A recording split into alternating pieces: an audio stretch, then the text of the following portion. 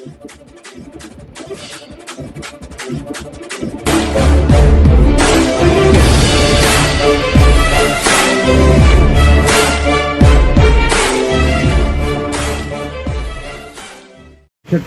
प्यारे हिंदुस्तानी चैनल में आपका स्वागत है। खबरों तक से 2 मिनट का मौन रखकर हाथरस की मृतका लड़की को लोगों ने दी श्रद्धांजलि।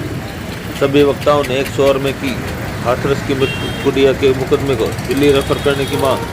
वाल्मीकि न्याय मंच रोहतक ने सरकार को चिताया, मुकदमे को दिल्ली रेफर नहीं किया तो राष्ट्रपति को मांग पत्र देने। मंच के कार्यकर्ता रोहतक से पदयात्रा कर जाएंगे दिल्ली।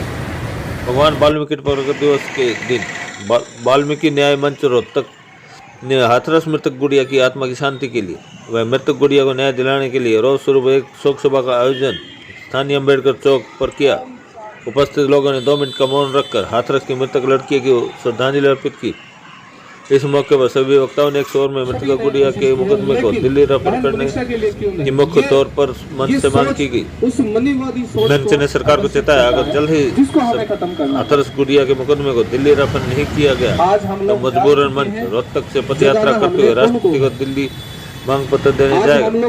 शोक सभा में कलानौर की विधायिका शकुंतला खटक, रोहतक के कांग्रेस विधायक बीबी बत्रा, सतपाल टांग, रमन पवार, राजेंद्र लौट, प्रमोद सिंह पुरिया, राजन, सतीश प्रजापत, विजेंद्र मुल्याना, मंजीत दैया, बहुत, विनोद काका, सुरेंद्र बहुत, सुनैना चंदौलिया, बसंत बहुत, मंजीत मोखरा, धर्मवीर कलसन, एडवोकेट धर्मेंद्र हंस, बसपा से वजीर संजीव कबीर कलोनी, दीपक चौहान, धर्मवीर कैंप, सतीश रोहतास सिंह मार, विनोद देसवाल, अर्जुन सुरेंद्र, पूर्ण सिंह एडवोकेट, जय किशन, रविंद्र बेदी, दिनेश कांगड़ा सहित अन्य श्रद्धांजलि देने में शामिल थे। रोहतक से वैशाली सैनी की रिपोर्ट।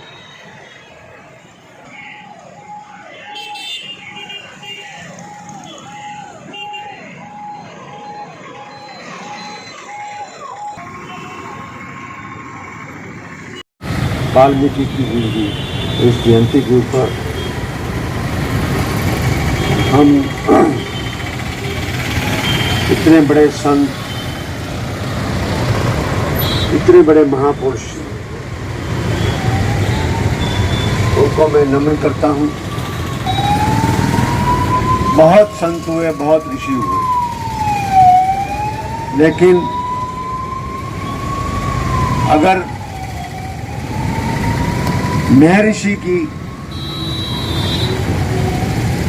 एक ताज से नवाजा गया तो महर्षि वाल्मीकि, जिन्होंने इस रामायण भगवान राम के जन्म से पहले ही उन्होंने उस रामायण को लिख दिया। जो वृत्तांत, जो धरातल पे महर्षि वाल्मीकि की रामायण में पढ़ने को मिलता है, बाकियों में नहीं मिलता है। समाज एक जिसकी नसों के अंदर हमेशा ही एक कार्य करने का लिखा है। मैं तो आपको आपका हिस्सा मानता हूं कि जो कुछ इस देश के अंदर वातावरण मेरे से पर्सनली पूछा जाए तो वाल्मीकि समाज को कोई तिरस्कार करने की कोशिश करता है तो मैं उसको भी अपना प्रतिद्वंदी और उसको दुश्मन मानता हूं। ये मेरी भावना है। मैं तो बचपन में ही आपके लोगों के बीच में मेरा जीवन बीता, गांव के अंदर घर के साथ में ही बस्ती थी, मेरा घरों में आना जाना था। एक अच्छे अपना विरोध प्रकट करने के लिए जयंती का नाम बनाकर उस बेटी की को इसी रूप में एक श्रद्धांजलि दे दी। मेरे पास थोरिया जी आए थे, उन्होंने मेरे को बताया तो मैंने उनको वादा किया था कि मैं ज़रूर आऊँगा। मैं देख रहा हूँ कि सभी यहाँ पर हमारे दोस्त इस कार्यक्रम के अंदर सतपाल टांग जी, बिदलान जी, अशोक थोरिया जी, मेरे अजीज कन्हैया जी, संदीप कांगड़ा अभी आपके सामने अपने विचार रख रहे थे। मेरे साथ राकेश गर्ग जी, चरणजीत जी, और भी मैं देख रहा हूं कि काफ़ी बैठे हैं। इस हाथरस कांड को आपने प्रत्यक्ष रूप में देखा है कि एक सरकार, मनुवादी नीतियों में विश्वास रखने वाली सरकार, किस तरह एक बेटी का तिरस्कार कर सकती है, किस तरह एक खोचापन, और उसके बाद प्रधानमंत्री के मुंह से दो शब्द उस बेटी की श्रद्धांजलि के लिए नहीं निकले और आज तक नहीं निकले। इन लोगों की प्रवृत्ति इसी बात से पता लग सकती है। देश का, प्रदेश का मुख्यमंत्री भी बहुत बड़ी अंतर्राष्ट्रीय साजिश थी ये, उसकी संज्ञा को देकर जो परिजनों को के साथ ज्यादती करके रात को उनका संस्कार पुलिस के उसमें किया, उसको जस्टिफाई करने की कोशिश करते हैं। धिक्कार है ऐसे राज पर, धिक्कार है ऐसे नेताओं पर। उस मुख्यमंत्री को चाहिए था कि पहले बेटी को श्रद्धांजलि देता, उसके बाद कोई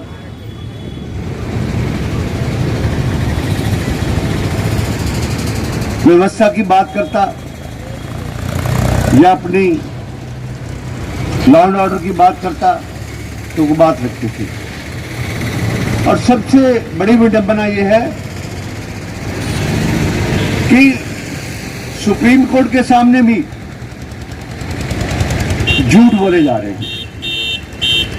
प्रजातंत्र का गला घोट दिया है लोगों ने।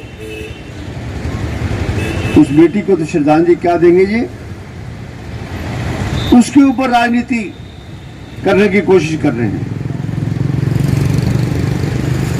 चाहे कोई भी किसी पार्टी का हो, पर फिर भी इस बात का संज्ञान लेते हुए प्रियंका गांधी ने पहल की, राहुल गांधी ने पहल की और एक लड़ाई लड़ी। आपने सभी ने टीवी के अंदर देखा होगा किस तरह धक्का मुक्की करके, और क्या वहां पर भी उनकी भी बेइज्जती करने में कसर नहीं छोड़ रहे थे, मौके की तलाश में थे। वाल्मीकि मंदिर में प्रियंका गई, उस बात से भी उनको एतराज होने लग गया। ऐसी ताकतों के साथ इसी जयंती के अवसर पर एक संकल्प लेके आपको लड़ना होगा, आपको एक करारा जवाब देना होगा। उसके बिना ये लोग आपको जीने नहीं देंगे। मैं इस अवसर पर जो आपके यहाँ के संयोजक हैं, जिन्होंने इस आज के कार्यक्रम को आयोजित किया, उनका एक अच्छा कदम मैं ठहराता हूँ। निकाला था उस मशाल जुलूस के अंदर भी इसी स्थान के अंदर आप सभी लोग थे, वहाँ पर मैं आपके बीच में सम्मिलित हुआ था उस बात के। आज फिर उस बेटी का कसूर क्या था, उस परिवार का कसूर क्या था, और वहां का उपायुक्त महोदय एक घिनौनी वारदात को भी कहता है कि ये बात हुई नहीं है। क्या इलाज है? इस प्रजातंत्र में इस आदमियों को जब टक्कर देके सबक नहीं सिखाओगे, ये लोग सीखने वाले नहीं है किसी हालत में। अंत में